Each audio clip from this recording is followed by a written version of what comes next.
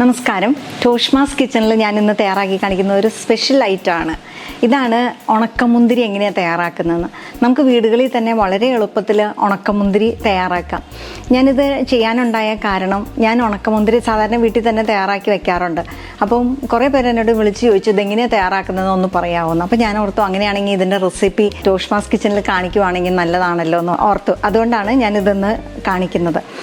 ഈ ഉണക്കമുന്തിരി വീട്ടിൽ തന്നെ തയ്യാറാക്കി എടുക്കാൻ വേണ്ടിയിട്ട് ആദ്യം തന്നെ ഇത് 1 കിലോ സീഡ്ലെസ് പച്ചമുന്തിരിയാണ്.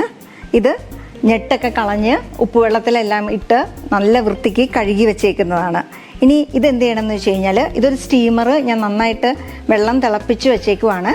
ഇതിലേക്ക് ഉപ്പുവെള്ളത്തിലൊക്കെ ഇട്ട് ഞെട്ടൊക്കെ കളഞ്ഞ് കഴുകി വൃത്തിയാക്കി വെച്ചേക്കുന്ന പച്ചമുന്തിരി ഇട്ട് കൊടുക്കണം. ഇതിട്ട് കൊടുത്തിട്ട് ഒരു ഏകദേശം 5 മിനിറ്റ് ഒന്ന് ആവി കയറ്റിയെടുക്കണം. നമുക്ക് വെന്ത് കിട്ടേണ്ട ആവശ്യമില്ല, ജസ്റ്റ് ഒന്ന് വാടി കിട്ടിയാൽ മതി. ഈ സ്റ്റീമറിൽ നമ്മൾ ആവി കയറ്റാനായിട്ട് വെച്ചിട്ട് ഏകദേശം 5 മിനിറ്റായി. നമുക്കിനി തീ നിർത്താം.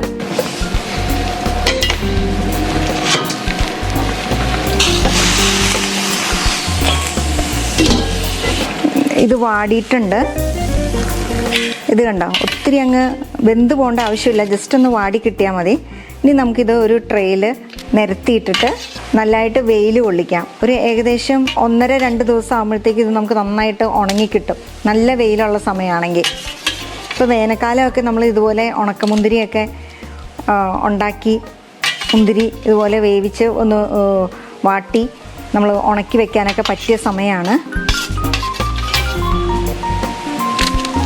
ഇതാ, ഇനി ഇത് ഒരു 1.5 ദിവസം 2 ദിവസം നല്ല വെയിലത്ത് വെച്ച് വെയിൽ കൊള്ളിക്കുമ്പോഴത്തേക്കും നമുക്ക് നന്നായിട്ട് ഉണങ്ങി കിട്ടും. ഞാൻ നിങ്ങളെ കാണിച്ചു തരാം. ഇത് ഞാൻ നേരത്തെ തയ്യാറാക്കി വെച്ച ഉണക്കമുന്തിരിയാണ്. ഇത് കണ്ടോ, നല്ല വൃത്തിയായിട്ട് നമുക്ക് വേറെ കെമിക്കൽസ് ഒന്നും ചേർക്കാതെ തന്നെ നമുക്ക് വീടുകളിൽ തന്നെ നമുക്ക് തയ്യാറാക്കിയെടുക്കാം. നല്ല ഹൈജീനിക് ആയിട്ട് നമുക്ക് തയ്യാറാക്കിയെടുക്കാൻ പറ്റും. നിങ്ങൾ ഇതുപോലെ തന്നെ ചെയ്തു കഴിഞ്ഞാൽ നിങ്ങൾക്കും വളരെ എളുപ്പത്തിൽ വീടുകളിൽ ഉണക്കമുന്തിരി തയ്യാറാക്കിയെടുക്കാം. ഇനി മറ്റൊരു റെസിപ്പിയുമായി അടുത്ത എപ്പിസോഡിൽ നമുക്ക് വീണ്ടും കാണാം. അതുവരേക്കും it's me Toshma signing off.